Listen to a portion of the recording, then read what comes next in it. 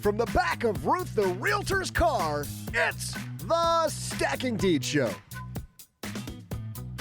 I'm Ruth's neighbor and part-time mechanic, Neighbor Doug, broadcasting live from the spacious, luxurious trunk recording studio. And on today's episode, we'll hear how one woman accidentally slipped into real estate and discovered that it was exactly what she'd been looking for. Please help us welcome the co-host of the Invest 2.5 podcast, Ali Garced. In our headlines, how about those real estate gurus out there? Are they legit? We'll share 5 signs they might not be. Plus, we'll answer a call to Ruth's Rotary phone and help a deeder build their empire. All that, and I'll also spring a property pop quiz. It'll be an easy one, I promise. And now, a couple of hosts who just found out they've been nominated for 2 Plutus Awards, Crystal Hammond and Joe Saul Seahigh. We've been nominated for 2 awards. Yay, yay, yay, Plutus Awards. I am Crystal Hammond at Condo Crystal in these condo streets, in these Instagram streets. And sitting next to me, very close, because he's excited about the award too, Mr. Joe Saul Seahigh. I can't help it. I am excited. Best new podcast in the personal finance space and best real estate podcast. That one definitely surprised because we're way too young to win that one. But heck, we'll take it. We'll take the nominations. Thank you. And by the way, Crystal, there wouldn't be any nomination if it weren't for our fantastic community here. So thanks to all you deeders. Yeah, thank you for listening. And I bet no one knows what the heck a Plutus Award is. Oh, sure. Either. They do. Absolutely, they do. Are you kidding me? They're like, wow, you guys must be really cool. What's that? Yeah, they're looking it up right now. It's Indie Financial Media Awards. And this year's the 14th annual awards. I hosted the awards twice. And Stacking Benjamins has won Best Podcast 3 times, which is illegal now. You can't win it that much. So, that is good. Well, I won Sophisticated Spender for community service one year. So of course that was you did. A surprise for me, but I'm very thankful. So we're on a high right now in this car, and it's not from any of the fumes. Not yet. That's closer to the end of the show. To the end, it's all engine fumes run on. But you know what's going to keep the high going? Ali Garced is here. And Crystal, you and I over the last several weeks have gotten to know Ali pretty well. And what a dynamic young woman we're about to talk to. She's pretty kick-ass. Oh, yeah. And she's in Arizona, not New Mexico. Last week, we made up a term, New Azona, because we couldn't remember. She's in awesome Arizona doing her real estate thing. And she's going to teach us some things about how she was military, but now her and her partner, they're growing their real estate portfolio 1 property at a time. Hopefully, we'll be able to pick up her later along the road, have her join us. But before that, we've got quite a good headline. So, Crystal, why don't we get this thing moving? So this piece comes to us from Realtor.com. What caught my eye about this, almost piggybacking on last week, they talk about 5 signs your real estate guru might be a ripoff. How many times have we seen people that are, you know them in real life, but on Facebook, they live this totally fake life, like on Facebook and Instagram. And some of the people you're like, wow, I wish you really had that in real life. It's a total lie because you know the person, but they're selling all kinds of stuff to the unsuspecting stranger. They're just soaking it all up. So we want you to have this same filter when we are talking about these real estate gurus. Before you go and spend your money getting help and giving away your hard-earned dollars, you need to learn the lingo of how to spot a fraud. Yeah, the piece that you mentioned last week, we talked, for everybody that didn't hear it, about things that scammers do that are not gurus. You know, people just trying to scam you. They get halfway through the transaction, and all of a sudden you realize the transaction's a scam, or you don't. You send money to the wrong place. We went over how to spot all of those. But this week, it's so much different, Crystal, because you get these people. There is a guy online, and let's go ahead and put a name to one of these gurus that I personally don't really like. And it is a guy who used to be a Fox News host. He got in huge trouble. Nobody does any due diligence at all. And we'll get into that. But his name is Clayton Morris. Clayton Morris has 170,000 people following him on Instagram. And get this, Crystal, over a million people following him on TikTok. And if you watch his stuff, he comes across like the voice of reason, the guy that knows what's going on. And of course, being a national news anchor, handsome dude, right? So he looks the part. He talks the part.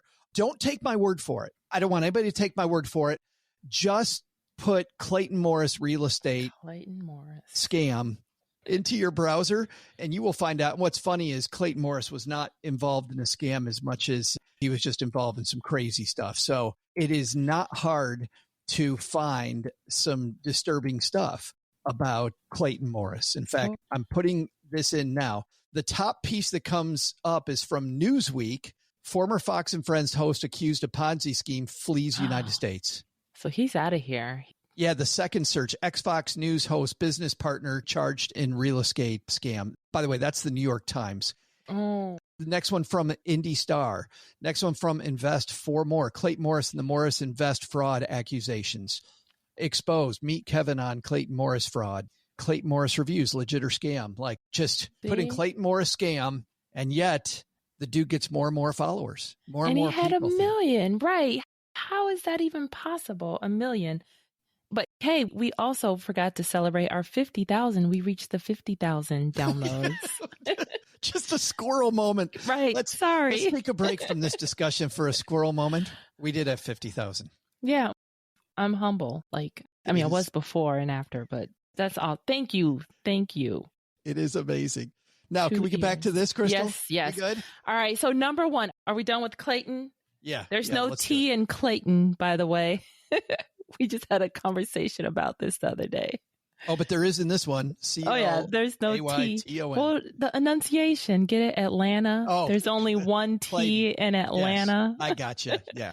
All right. So back to this piece. So the first thing they say is they flaunt a celebrity connection. So if they're just flaunting who they know or if they're name dropping, that's a red flag. You will see this a lot. These real estate gurus from television, from some of the Fix-It shows, will go around the country and they will do these free seminars.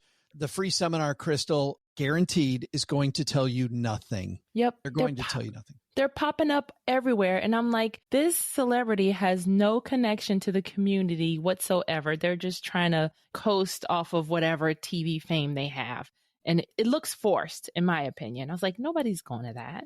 But still, the chance to see a celebrity and the fact that the celebrity is going to come on stage for 2 minutes and is going to then talk to you about the next person who talks, which is the salesperson, who's actually going to get you to try to invest a ton of money in real estate dreams with them. And we'll get to this one later because this is another big one. You know, they smile and wave and they get paid. They get their payday for being on stage and by recommending this groups. Well, I've been to a couple of those before because, back in the day, they don't do this anymore, but they would offer free lunch. And I'm sold. If you offer me free lunch, I'm coming to your meeting. I don't care if I fit your description or not. So one of the times they were like, does everybody have out a $20 bill? You know, hand it out, put it on your table. Someone came to collect the $20 bills and they're like, we're just doing a demonstration. Don't worry, we'll give it back. But then they were like, okay, this is your down payment on your dreams. And then they tried to keep people's $20 bills. God. Totally scamsters. And I was like, I'm taking my free sandwich and getting out of here. Do you do the timeshare pitches too then? I used to, but no, it's not worth my time anymore. You reach a certain age where you're like, all right, this is no longer worth my time. I can't do any of those. Number 2 on this list is they promise you'll get rich quick. And I hope we're all smart enough as Dieters to know that's not it. You should avoid anyone, this piece says, with a whiff of get rich quick in the sales pitch, as well as no down, low down buying strategies. If they're going to tell you that you can have $0, and don't get me wrong, you can have $0 and get into real estate. But if that is the sole thing of their pitch, then you're looking for trouble. Nope. And that's the whole point. Like if you've been listening along on the show, every person that's in the 5-10 figure club that we've had on the show who do real estate, they've made so much that they do it full time. It didn't happen overnight. It's always been a gradual increase in properties. So they start with the first and then they gradually take on more and more and more. After you master that first, you're ready to keep going. But it does not happen overnight. night. And you know this because you've been listening, right? I hope so. The next one on this list, they don't pass a basic background check. This is Clayton Morris right here. Oh, yeah. Sounds good. Looks good. You do zero research. You just hand them your money and there it goes. Yep. They say do your due diligence. And this is another thing that goes back to dating. There's a clip that's going viral. I already had this rule, but there was a rule that I won't date anyone that doesn't have pre-check or global entry. And do you know why? This is a way to know if they can pass a background check. If the law is looking for you, it's probably a good idea that go ahead and hang out with the law. You don't need to hang out with someone like me. I would have never gotten a date then. I would have never gotten a date. Nope. That's the filter. So I'm a nerd. I'm a dork. I love, love, love to advertise that. So if you have run-ins with the law, that's not my jam. So that's another way. Anybody who wants to date Crystal, go get your TSA before you even talk to her. Due diligence does happen. And that's a way to know if they can pass the background check without saying specifically, hey, can you pass a background check? This next one is a big one. There's no money back guarantee. If somebody's going to try to charge you thousands, sometimes tens of thousands of dollars, and there is no money back guarantee, you're asking for trouble. You're absolutely asking for trouble. You know, there's a great guy who, for people that do sales, one of the best sales books I've seen in the past decade has been Alex Hormozy's The $100 Million Offers. $100 million Offers is fantastic. Hormozy, by the way, has a podcast. I agree with Kate from our Stacking Benjamins team that comes across as a little slimy. But what's cool is it's just the way he talks that makes me feel that way, because the things that he actually promotes are gold. And one is have a money back guarantee and make it golden. Make it golden and make it fantastic. If somebody doesn't want your product, he says, it's way too much effort to just try to hold on to people's money that are going to want to then talk crap about you. Have a money back guarantee, give people their money back, make the guarantee really, really, really good and really solid. And that's a way to actually promote yourself to get more people to want to buy what you have. Yep. Because when they see that there's a money back guarantee, that's another level of trust. That's another level of peace of mind. And that's going to make you look better because well, not you, but that makes them look better. Yeah. Because, you know, you can get your money back just in case. If it's like scamsters they disappear after they get your money. Yeah. Like, good luck with that. So you have to do your due diligence, because if there's no money back guarantee, and look at all the places where you probably are shopping and spending your money now, they have money back guarantees. And we're not saying, you know, some people, like, there are scammers out there that will come, they'll take a program and want to take everything, copy it. But this is not the case. No money back guarantee. A lot of times they disappear. And we could even piggyback tack on for no money back guarantee. Make sure you're not paying them at Western Union also. I feel like that's another. That should stick out too. If there's no money back guarantee and you're using Western Union, no. We actually talked about that on our sister show on Stacking Benjamins, which is with the huge number of transactions now, Crystal, going through Zelle and going through the Cash App and going through Venmo. Those don't have the same protections. If you can use your credit card, if you decide that taking one of these courses or teaming up with one of these groups is right for you, and you can get the protection off of your credit card, that is fantastic. And a great rule of thumb in this piece that we referenced came right from the Wall Street Journal, and the authority they had there said something really good, which was, when it's a big transaction, try to pay in the slowest way possible. Because the slower that it is, the more protections there probably are. So think about, you know, a credit card way slower than Zelle or the Cash App or Venmo. I can't think of Venmo. Venmo's one of the three I use all the time, and I'm not thinking of Venmo. But it is a slower transaction. And because of that, the reason it's slower is because they're contacting the bank. Then your bank is contacting their bank, and they're going through the whole marriage thing beforehand, because they give you all of these guarantees that if it is a fraudulent transaction, they will protect you. Exactly. And that is true. Like, they will, if you flag, say, hey, I bought this thing and it's totally not what they said it was, the credit card will fight on your behalf. So definitely make sure you are not Western Unioning the person. And there should be a money back guarantee on that one. Last is they're focused on the upsell. And you're going to see this a lot if you go to these free seminars. It's going to be all upsell to get you in. But often, Crystal, it's not one upsell. No. They're trying to get you to buy the small thing, which is geared to make you buy the bigger lots and lots of money. And I have been a guy who's been a fan of a lot of Tony Robbins' work, but this is the classic Tony Robbins thing. Tony Robbins seminars that I have gone to are, let's get you in the front door, then let's get you into the next inner circle, and then the next inner circle. Because people, they're selling cult of personality. People want to be close to Tony, and so they're selling it in these different concentric circles. Oh, yeah. The upsell goes up to infinity and beyond. And I've been in some sales classes, learning how to set up the Shopify store. And they tell you that too. They're like, when that person has their credit card out, you want to get as much as possible because that's a raving fan. That's a raging fan. They like you. They like you enough to pull out the card. Yeah. So may as well get the most you can from it, right? So after you sign up for the first, I'm like, but wait, there's more. It's like those infomercials in the middle of the night. But wait, there's more. For an extra, $5 plus shipping and handling, you can get this bundle. But wait, after you sign up for that one, there's another extra bundle package. So it's a way of once you are in on the hook, it's to infinity and beyond on those limits of you got to get the next. People might be wondering who it is next. that we endorse. And while we haven't had an endorsement per se yet, we can say that if you just follow the people that have appeared on this show, we have done a lot of due diligence before we allow people to be on the show. So if you follow them on social media, and I know people like Chad Carson, who was here a couple weeks ago, works with investors. He's a great guy to follow.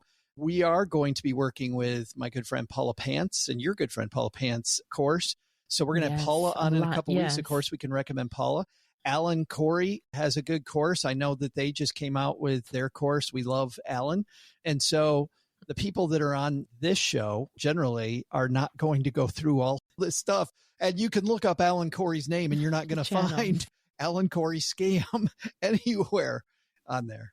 Right. Those aren't in the same sense. And even going back to Coach Chad Carson, well, he's up for awards too. Alan's up for awards. Like a lot of people that we work with also that have been on the show, we all hang out in the same financial streets.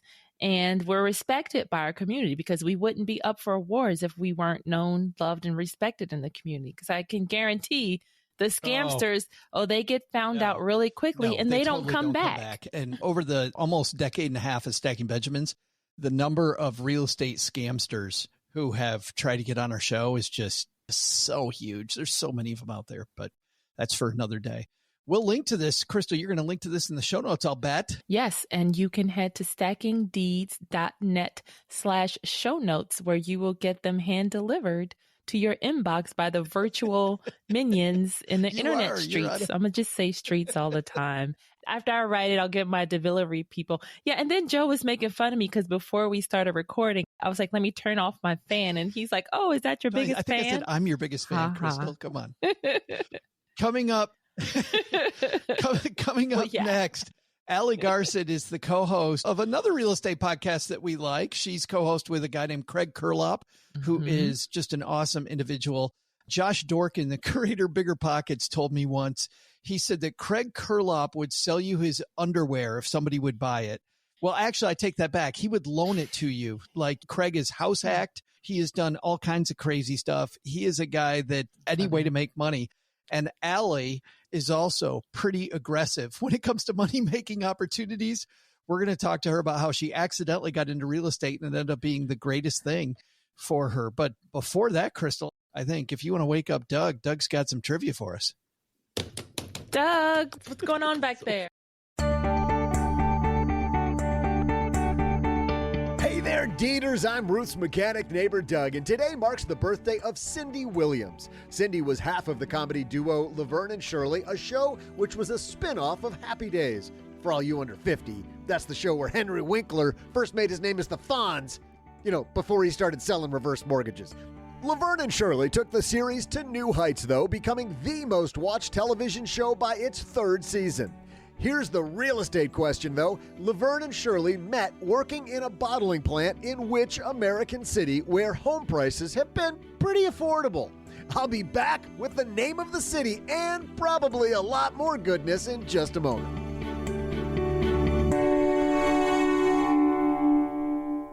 Hey guys, I know that we mentioned a ton of property management softwares out there, but Crystal and I are about to give you 3 reasons why this one's different. First, software doesn't really solve your problems. That's why Hemlane's property management provides 24/7 repair coordination. That's right.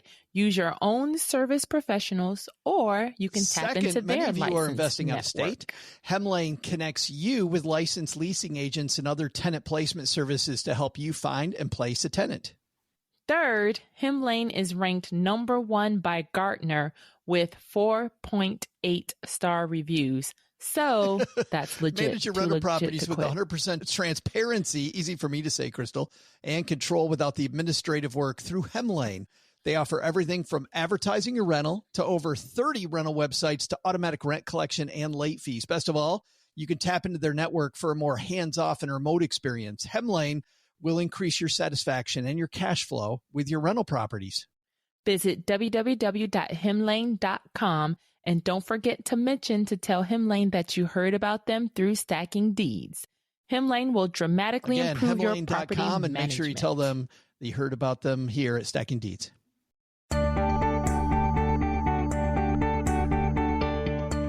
Hey there, Dieters. I'm beer bottle collector and the guy with his hand on the tire iron. Literally, because otherwise it'd be digging right into my back. Ruth's mechanic, neighbor Doug. Cindy Williams, a.k.a. Shirley on the hit show Laverne and Shirley from 1976 to 1983, sadly passed away this year at age 79. But in those days, she had been a star in George Lucas's big film, American Graffiti, the movie which helped the director later make a little flick called Star Wars. Laverne and Shirley was a success from the beginning, featuring Cindy and Penny Marshall as 2 women working in a bottling plant in what U.S. city where property values are relatively affordable? The answer? Of course, we're talking about Milwaukee, Wisconsin. Home prices there are much more affordable than other major cities. Plus, you can ride your Harley out to get some super fresh beer. A double win. Speaking of double win, how about our duo of Crystal and Joe and their guest, Ali Garced?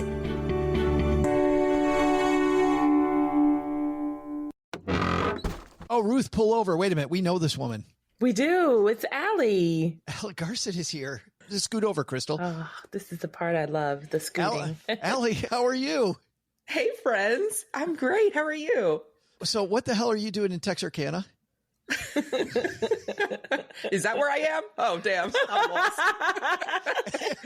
That's the best answer yet. Hey, we love your story and we're super happy that you're going to tell us your story. When did you first get interested in real estate?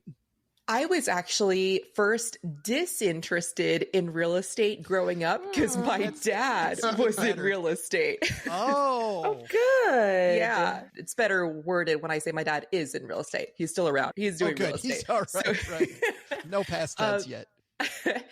So I would we'd all be eating dinner every single night together as a family, and he'd get a phone call. Toilets, breaking and XYZ's leaking or whatever. So he'd have to leave. And at night it always happens on the weekends or at night, or at least that's what it felt like, of course, because during the day I'm at school. I don't know what he's doing. So I was like, man, this real estate thing, I don't think I'm going to do that. Fast forward to maybe, 20 years later, I'm active duty Air Force. I am in the middle-ish of the country because originally I'm from New York. So I am stationed in Colorado Springs, and I actually am dealing with a crazy neighbor. I was renting in a good part of Colorado Springs, and then this neighbor she was crazy. I didn't know her. But anyway, long story short, I had got a restraining order against her. Yeah, hold on. We need long story long here. Okay, you need long story long? Okay. No, because there's nothing better than a crazy neighbor story. Was it a house, apartment? What was the... Yeah, so I was renting in an apartment, and I was on the first floor, and there were 3 floors in Colorado Springs, supposedly the nice area. So that's why I was like, oh man, there shouldn't be any crazies here. Cool. I'm excited. I'm 25. And someone had been leaving feces on my front door and throwing it over my back patio. What? Now for my Yeah. In the and I was doggy hoping poop it was bag? no bag. I was hoping it was dog feces. I didn't know if it was like human feces.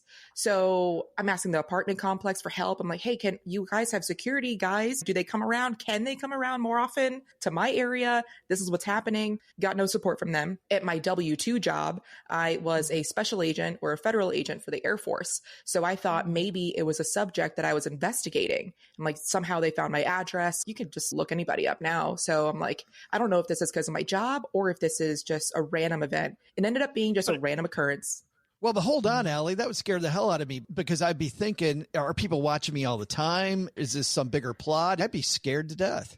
It was really scary. I joke about it now, of course, but one time I came back from Thanksgiving break and I came back to my car with all 4 of my tires just flattened, not sliced, they weren't, but someone had taken the time to deflate all of my tires. And I'm like, I have a nice car. At the time I was leasing my car. So I'm like, what's going on? So every single day I was getting feces and I'm like, all right, I'm getting no help from this apartment complex.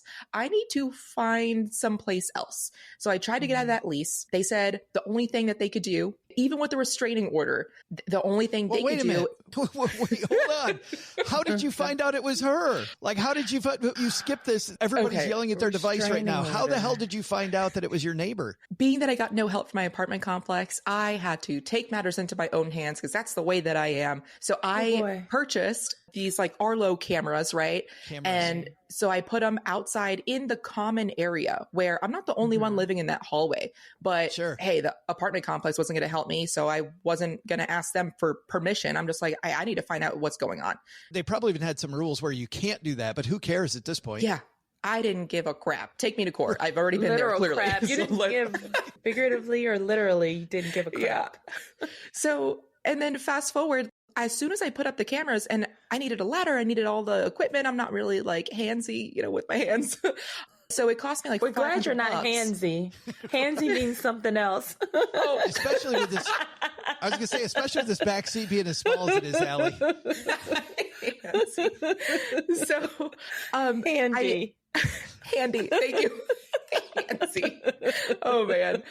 So like I hang out these cameras and around 2 or 3 in the morning and 3 hours later, I'm sleeping inside my apartment. It's Sunday. It's 6 in the morning.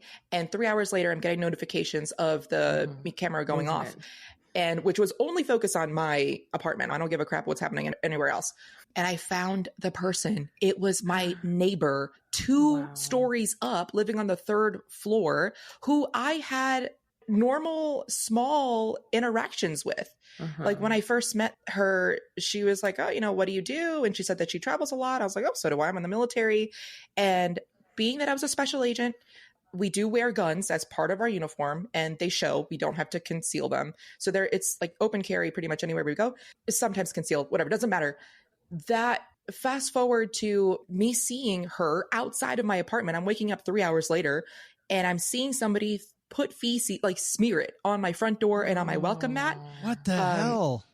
Yeah, with a gloved hand, with her dog in one. Her dog is in her left. She's carrying it like football carry. And then in her right hand, I just don't understand. She goes from the 3rd floor, walks all the way down, and with cupping a handful of feces and putting it on my door.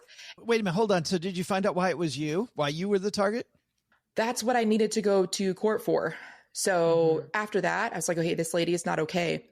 It went from having, and I only had ever had like 2 or 3 conversations with her, and they were all pretty normal, except for the very last one where I was walking from my car to my apartment, 30 steps, and she yells at me from her car, or not yells, but she's like hollering at me from her car. Hey! And I'm like, oh, this is kind of a different demeanor. Usually she's friendly. And I was like, she must not be talking to me. And then I turn around because I'm the only one there. I'm like, okay, she's talking to me. Hey, how's Antoine doing? And I'm like, I don't know, an Anton or Antoine. And I'm like, either she's thinking I'm somebody else or she's losing it. Either way, I feel like secondhand embarrassment. So I was like, he's good. And then I went in my apartment. I think that's what messed me up. Yeah. She thinks you're getting handsy with her boyfriend. With Anton. My goodness. Yeah. And by the way, it's funny, Allie, that you wore a gun and didn't disguise it. I have two of them, a right one and a left one. Oh, what a corny joke. Where are they? I don't see them, Joe. I'm glad. Tried showing them. I'm glad this is audio only. You guys are thankful. You audience, you should be thankful you couldn't see that. I couldn't. I didn't see it either. I'm here. So. Oh, come on. I'm standing right here, or sitting right here. So anyway, I mean, obviously that had nothing to do with real estate, but that does have to do with neighbors. But anyway, so you have this crazy neighbor and you got to get away.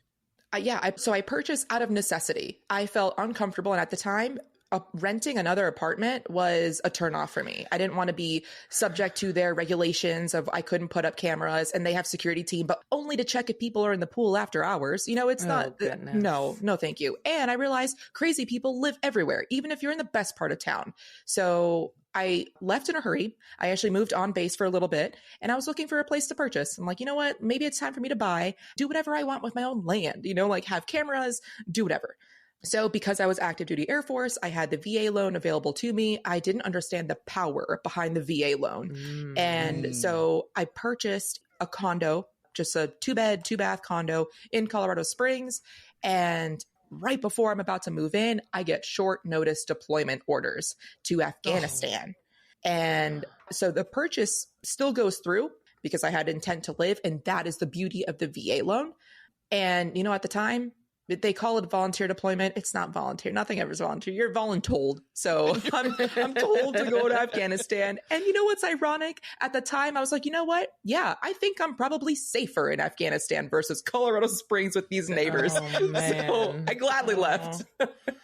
So as I'm in Afghanistan, come on, Taliban. What can the Taliban do to me that this woman has?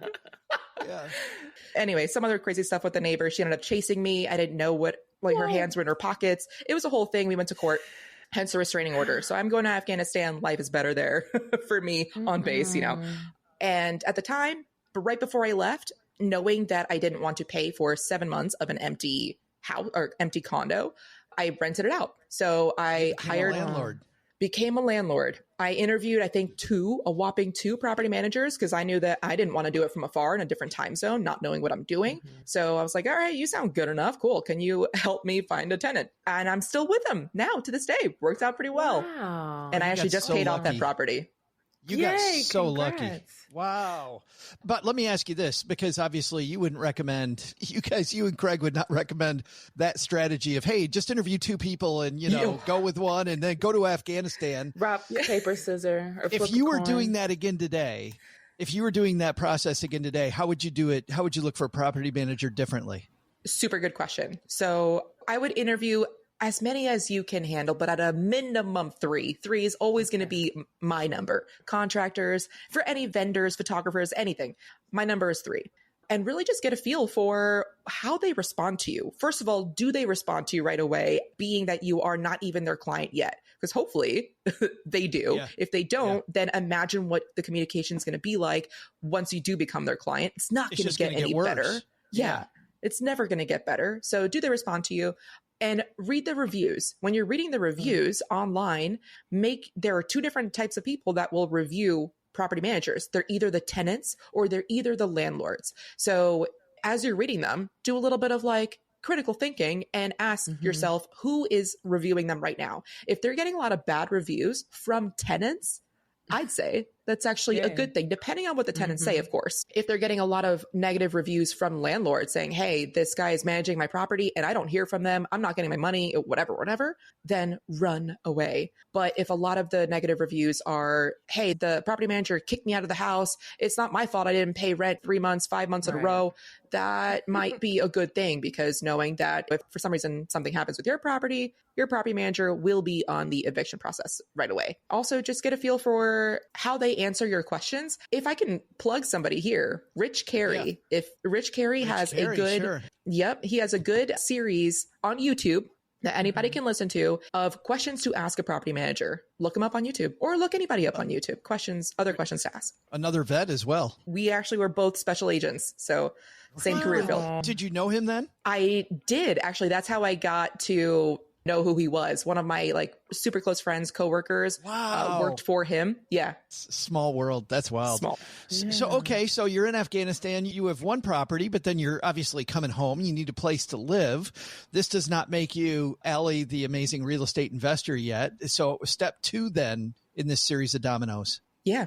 So as I'm in Afghanistan, I'm making extra money. So I'm like putting 3 times the amount of payment toward my mortgage, only because, well, I don't want to say only because I also didn't know what else to do with my money. I didn't want it sitting in my checking account. Okay. I wasn't really too much on the investing side. I was maxing out my TSP, but that's about it. My 401k for the military. Yeah. So I'm making like triple payments, and I'm like I'm playing with the mortgage calculator thing on the website like every single day. Like, ooh, it's so fun. It's so fun.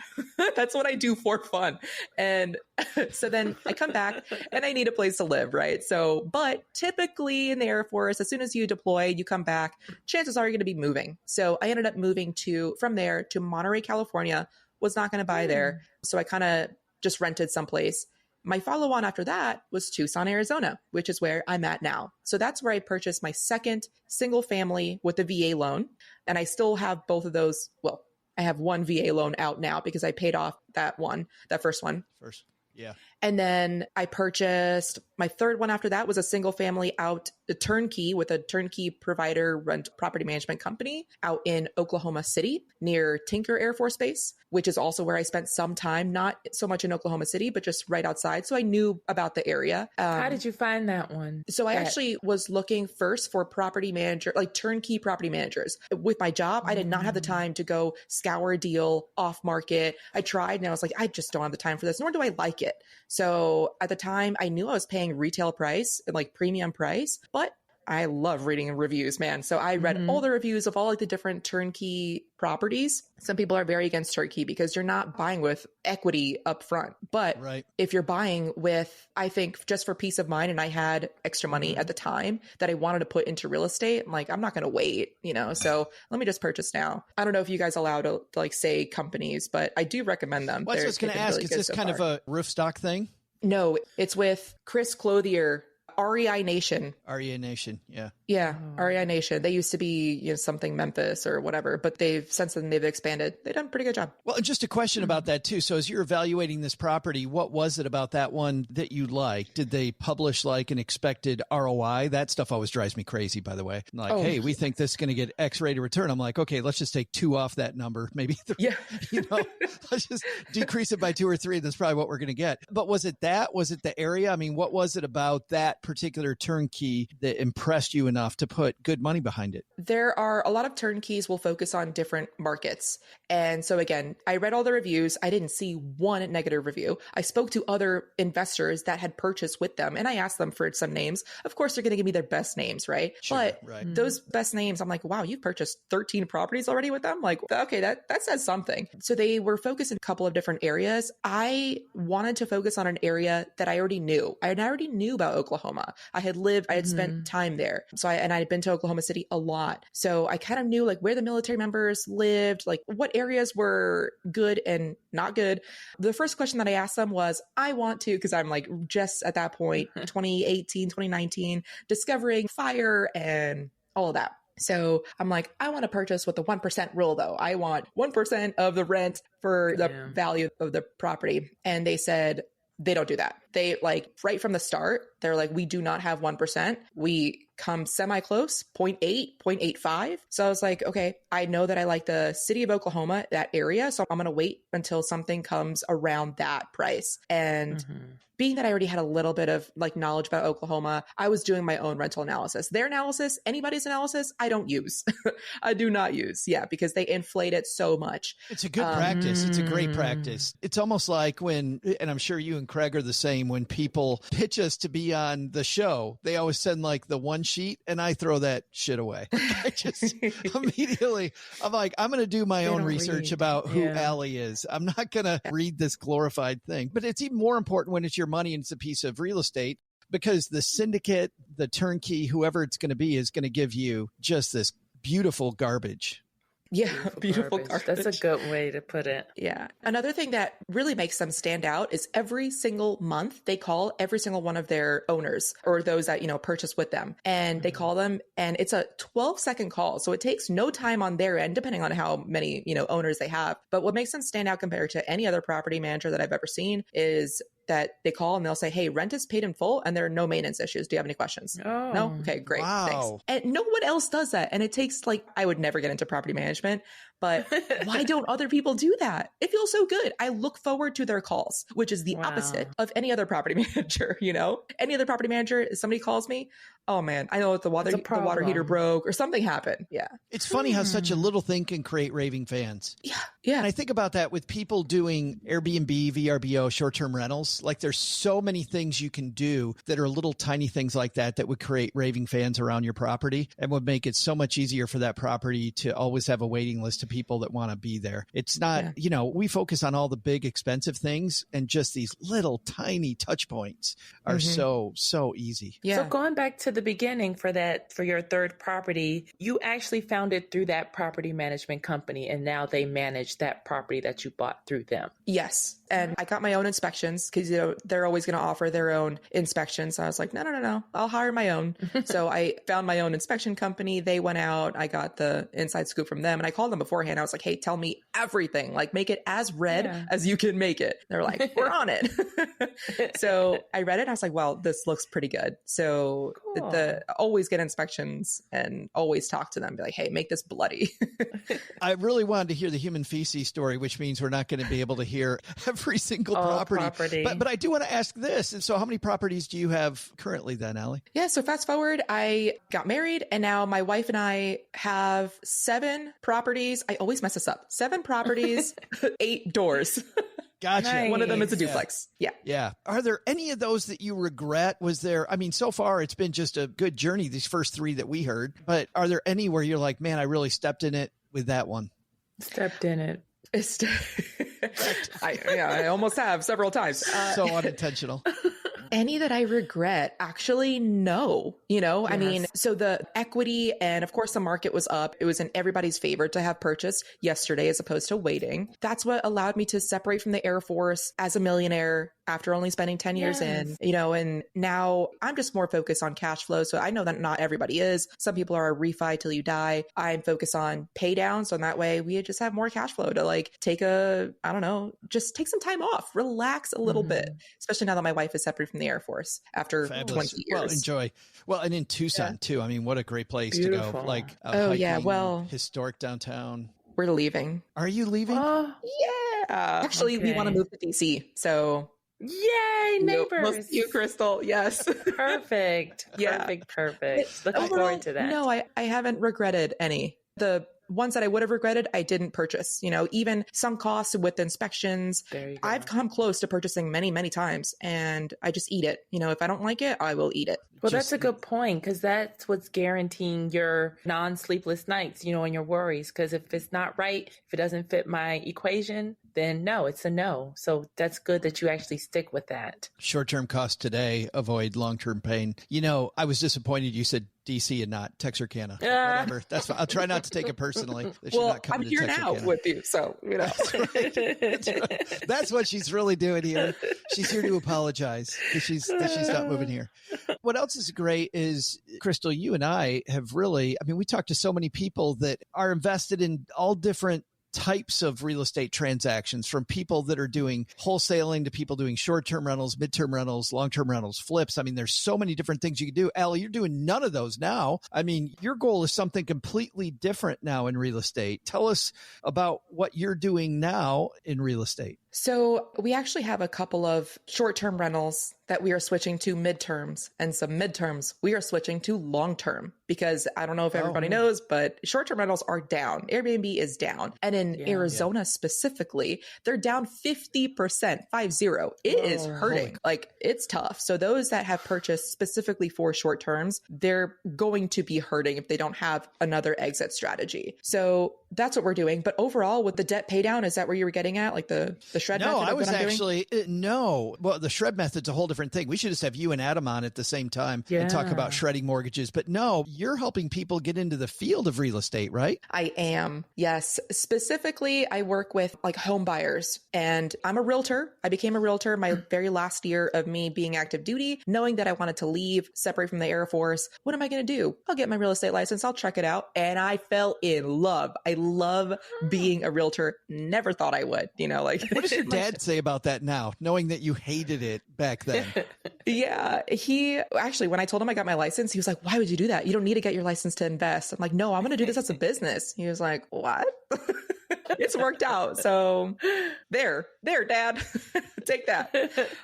But I love it. I have started a whole team too, and formal team, right? So we help investors, we help home buyers, we help home sellers in more areas than just Tucson, and we can connect you to a realtor as well. We mainly focus just because of our niche in like the military, some military community, but not always, especially now that my sphere is no longer just military since I'm no longer in the military. But yeah, we're helping people get in the game because always, whether you're a home buyer or investor, always it's best to have purchased yesterday than wait. And some people just wait and wait and wait. And I was one of them. I could have purchased years before I did. And I'm kicking myself about it now, but at least I purchased, and instead of waiting. So that's what we focus on. You would have never learned how to hang security cameras if you'd purchased There earlier. you go. That's definitely true. Yeah. That's like the one thing that I asked at the court. I was like, the judge asked me what I wanted. I was like, I want my money back for all the equipment that I had to use that I would have normally wouldn't have. I was like gung ho about this $500. And he was like, no, but she will go to mandatory. Yeah. She will go to, she had now she has like a permanent, something on her record, the misdemeanor for harassment. She has a lot. I'm surprised you didn't get the $500 though. I know. Oh, well. That is weird. Like if she's got all this permanent stuff, I'd think, okay. Because clearly you were just trying to find one perpetrator, just one. And it turned out to be her. So if you figure out that it's her, I don't know, but maybe it's good I'm not a judge. I don't know. So you have a podcast though, where you talk about this, right? About getting into the real estate game. Yes, I have 2 podcasts. So one is focused on investors. That one I do with Craig Kurlop, and you probably heard of him. Hopefully he's a Bigger Pockets author. He's super cool, very humble guy. That one is called Invest to Fi, F-I. And then the other one is focused on agents, real estate agents, realtors looking to either get in the game or scale their business. That one is called The Agent Goldmine that I host with Shelby Johnson now. The Agent Goldmine. We haven't talked about that yet, Crystal, on this show. Like if somebody wants to get into the real estate game, that's a great. We sure haven't. Yeah. Yeah. It's a great place. We'll link to it in the show notes. Ali, thank you so much for telling us your story, for talking about poop. We haven't had anybody yet talk about Not poop. yet. So thank you. Yeah. Or buying turnkey properties too from the property manager. That was 2 good folds. Yes. All right. No, We're you're at very the welcome. Texarkana city limit. Ruth is pulling over. Ali, great to see you. Get out of the car. Yes. I can't get handsy. This is where I get handsy. All right. Bye. I never thought I'd have so much fun with poop stories. That was unexpected, definitely, of course, but that was a great interview. She dropped a lot of gems, like the turnkey properties. She tried a lot of different methods and strategies for getting into her properties. So, and it is interesting in a lot of really ways. cool. I'm not that into the whole turnkey thing, but it is, getting back to what Ali's doing now, the fact that there's so many different opportunities out there, Crystal, for people to go deep in and to figure out where their niche is. That turnkey for her, being a financial planner, I would have gone stock market with that money versus paying out to so many people with the turnkey. But hey, turnkey works for a ton of people. That's true. And she took advantage of, for veterans, that's a good program where she bought her property with no money down. So there's programs out there. See what you qualify for and use it to your advantage. Because now they're up to, say, 7 properties, 8 doors. They built it one at a time. Like we said earlier, it's not going to happen overnight. Let it gradually happen. And then as she got more comfortable, she tried different things. The best is still in front of her. Yeah. Hey, times for Ring Ruth Rotary. We once again, do you know what? If somebody would actually call Ruth Rotary, I think I would start crying, Crystal. I would start crying. We get so many notes from people giving us all kinds of notes, and we're like, no, call. Yes. You're listening to us talk all this time. We want to hear you. So this question comes from Pressoir. And he's asking, what's the better deal? Is it 0% financing or should you use 0% cash? financing? So difficult to get.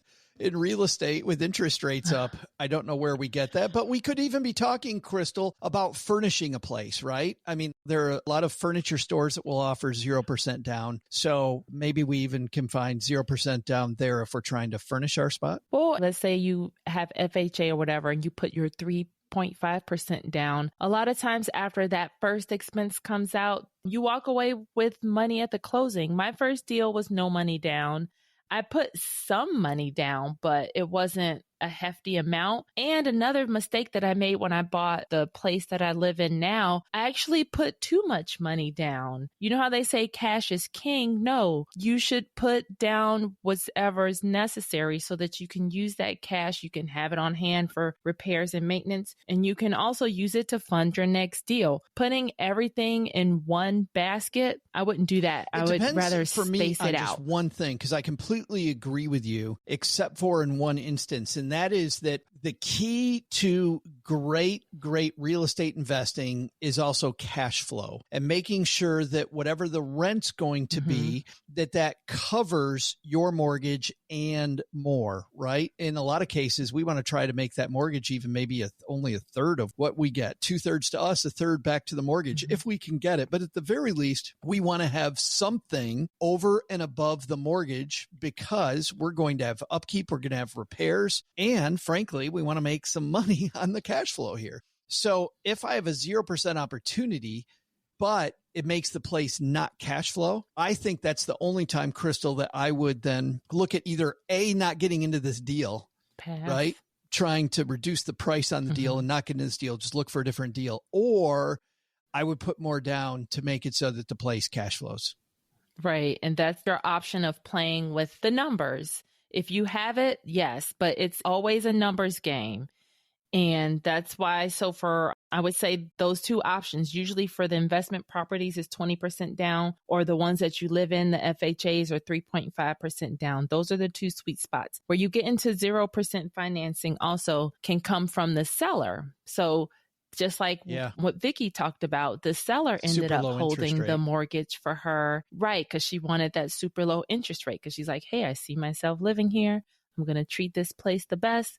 Let's work out a deal so that I can live here. And that's another creative financing idea that happened on the spot, on the fly. So there are lots of options to get Crystal's creative. Talking about our amazing guest last week. Go back and listen to Vicky Barron, one of the nation's top real estate experts. Her deals are $50 million deals in Manhattan. It's amazing the stuff that she's working on. So Vicky gave us a lot of great ideas there. You know, this is different for me than it is on a personal property. On a personal property, I like paying the mortgage down no matter what the interest rate is, just because psychologically you don't want that in retirement. If at all possible, get rid of your debt. But here, this is something different. We're trying to build an investment empire. And I love what you said, Crystal, about saving this money for your next deal. Or if a 2007, 2008 happens, again, we're also seeing a lot of problems in Airbnb land, right? So if you're doing short-term rentals, your properties that were cash flowing a few months ago might not be cash flowing today. Having that cash cushion available versus giving it to a bank who's going to be reticent to give it back to you, you're not going to be able to get it back without selling the property. You're taking out another loan, and interest rates could be up from where you took out your initial loan. So I definitely am with you on this one. 0% or low interest financing, take it all day. Yep, I would take that lower financing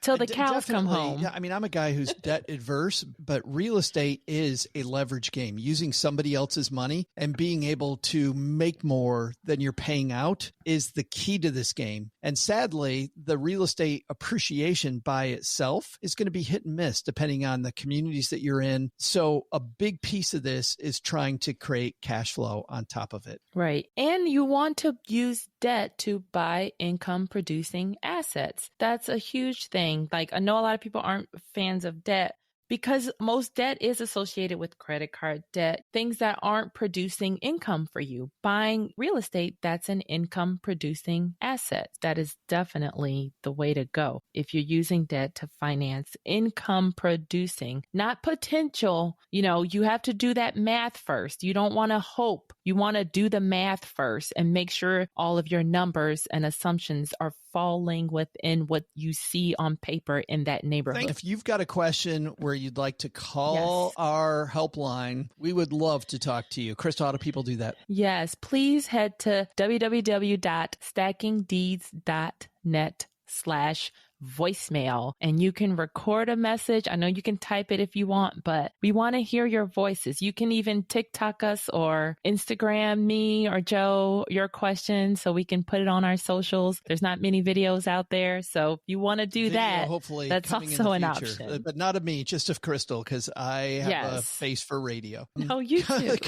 Coming up next week we have a roundtable discussion, Crystal. We're going to be talking to it's an all-women panel. 3 women. Yes.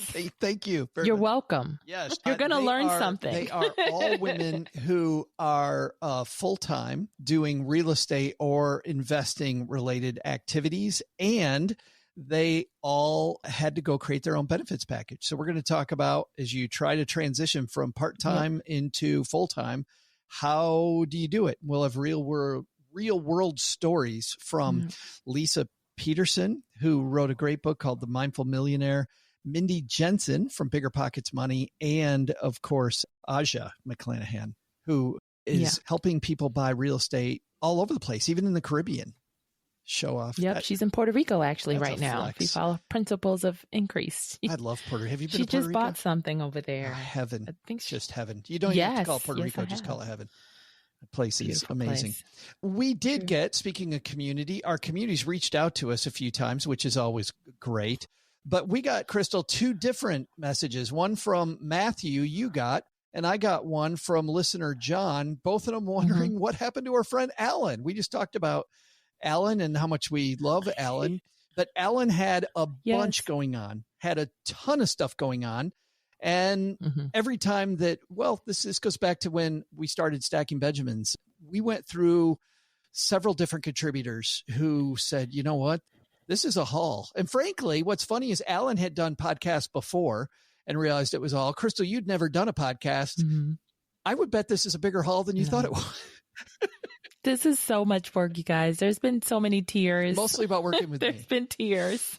It is tough making a good podcast. And so Alan will be on the show. You'll hear Alan here. He's going to be on our roundtables. In fact, we asked him originally if he wanted to be on this roundtable. And he said, well, I do this full time, but I use my wife's benefits because she has a 9-to-5 job. He said, so I haven't had to go through this. We piggyback her benefits. We actually had that from a couple people that we asked. So anyway, Alan will be back, but just on our roundtables. Yeah. He'll be back and back and back. I think that's it. People want to say hi to us, Crystal. How do they do that? They will head to stackingdeeds.net/show notes. You will get the show notes hand delivered by the internet minions weekly. After we drop each show, I make sure you get those emails with all of the notes, and give me feedback, you guys. All you have to do is hit reply, and it actually comes Say to hi me. To Crystal, so please. It'd be great. That's all right. Super. She's Crystal Hammond. I'm Joe Salsi. At Condo Crystal. We'll see you back here again next time on Stacking Deeds. Bye-bye. So, Doug, what should we have learned today?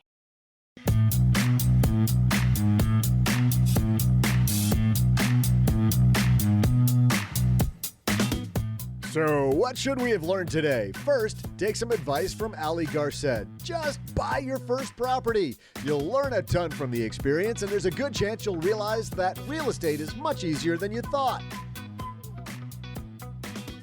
Second, is your guru a celebrity or tied to one? They may be making most of their money on selling you empty dreams, not on actual useful advice. But the big lesson?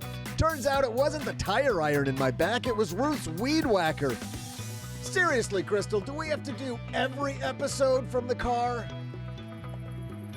Thanks to Ali Garced for joining us today. You can find out more about her work on the Invest to Fi podcast and her The Agent Goldmine podcast for real estate pros.